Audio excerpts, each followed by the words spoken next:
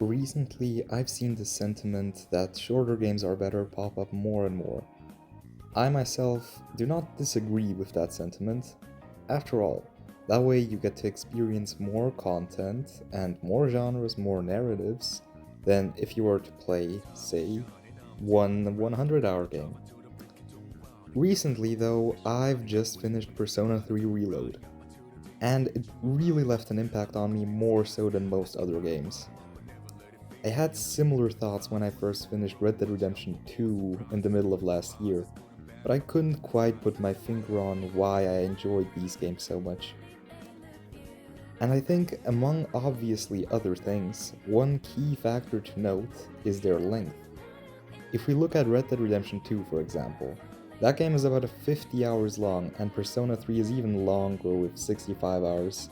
This is, of course, the average. I'm taking the howlongtobeat.com times here. It's important to note that when I'm talking about long games, I don't just mean, well, long games in general, because if we take those, then I guess I'd be talking about Asphalt 9 right now, which apparently takes 125 hours to beat. No, I'm talking about long narrative-driven games, like the aforementioned Red Dead Redemption 2, or any modern Persona game really. The reason these games specifically left an impact on me and so many other people isn't just because of their length though. It's because of some very specific things that we're about to talk about. Let's get the obvious thing out of the way. We gotta talk about the length itself first. Like, if a game is longer, then you obviously have more time to get attached to the characters, like Arthur Morgan, or all the characters in Persona 3, though those are two different examples that we have to talk about individually. If we're talking about Arthur Morgan, you spend 50 hours with this cowboy guy, and then when he dies, of course you'll be devastated. If you're just playing as him for a mere 10 hours or so, that would have left a tiny impact maybe, but definitely not as much of one as with the game's length as it is. This way you spend tens upon tens of hours with him, and you really get acquainted with him. You get to know his struggles, and so on and so forth. You get to see his relationship with other characters evolve, and that just makes his death seem like an old friend of yours just died. This can also obviously be achieved in shorter games, but I think in those cases you still need to be familiar with the characters. For instance, everybody knows who Spider-Man is, so it's much easier to relate to him and feel for him when Aunt May dies at the end of Spider-Man PS4. In my opinion, failed example of a narrative impact is The Last of Us Part 2. Yes, we do know who Joel and Ellie are, which is why the part of the game with Ellie, the first half or so, that's a great video game in my opinion. We know who Ellie is, and we're also inclined to side with her. The 10 hours or so that you spend with Abby don't even come close to building up a strong enough bond between the player and the characters on Abby's side. What I'm trying to say is that in longer games, parasocial relationships between the player and the characters are far more easier to achieve than in a 10-hour long game or even a 20-hour long game. Parasocial relationships happen when a viewer or a player feels a strong relationship between himself and a character, be that in a movie or a TV show or, like here, a video game. If we spend 12 seasons with the same characters, we're bound to feel sad when the show ends, because it's like you have to say goodbye to old friends of yours. The same principle can be applied in long narrative-driven games, like Red Dead Redemption 2. In modern Persona games, one of the main mechanics are social links. You get to literally make bonds with people from around the town, hear their stories, struggles, and really get to connect with them. Sure, the writing can be unrealistic,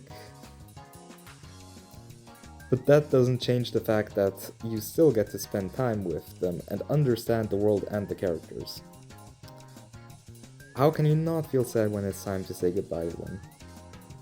In Persona 3's case, in the end, the protagonist dies, but compared to Arthur Morgan, you feel way less sad because of their death.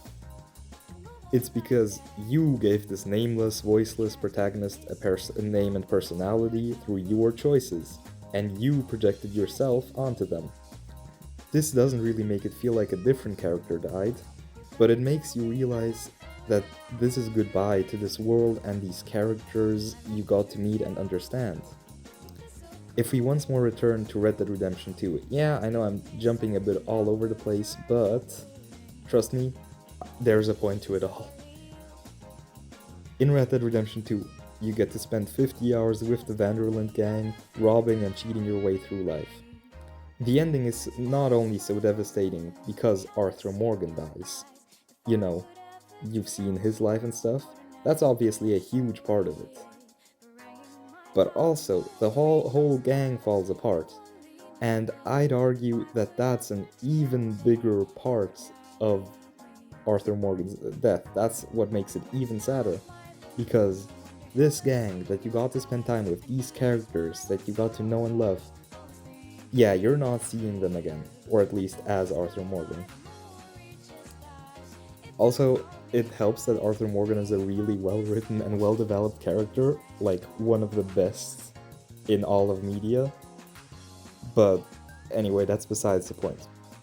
Now, let's say Red Dead Redemption 2 would have been a 10-hour long game, right? Where you pull off some heists with the Vanderlyn gang, and then everything falls apart. That could work, but it wouldn't leave nearly as much of an impact than it does this way, because you don't get enough time to, form relationships and bonds with these people. This might all sound silly to you, but I'm sure you've experienced it firsthand yourself. Maybe not from a video game, maybe it was from a TV show, or it was a movie, and the characters themselves don't even have to die. The show just has to end if it's a really long-running show. If the world is well developed enough, it's just enough to have to let go of the characters to make you feel sad. One of the most interesting examples in Persona 3 Reload was very close to the end of the game. At one point, you can choose if you want to forget everything and live in blissful ignorance, or if you face the impending doom head-on. If you choose to forget everything, the characters can be seen together in the end, having fun and enjoying their regular lives. This is considered a bad ending, and what I think is really interesting is how uncomfortable it is for the player to watch. You remember what happened.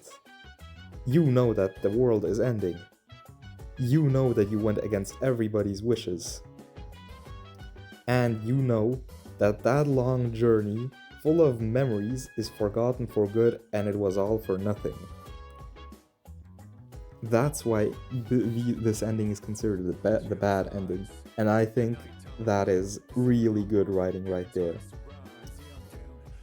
I know that everybody's schedules are different and not everybody has a ton of time to play video games. And it's obvious that everybody plays the games their own way, as it should be. But if you appreciate the medium and the stories that it has to offer, I think you should at least play one long game that has a good narrative. Be that any modern Persona game, or Red Dead Redemption 2, or even something like Xenoblade Chronicles. Though if you go with that last one, you really gotta be careful and you really gotta like JRPGs. What I'm trying to say is just give one long game a shot, and I bet that you won't regret it.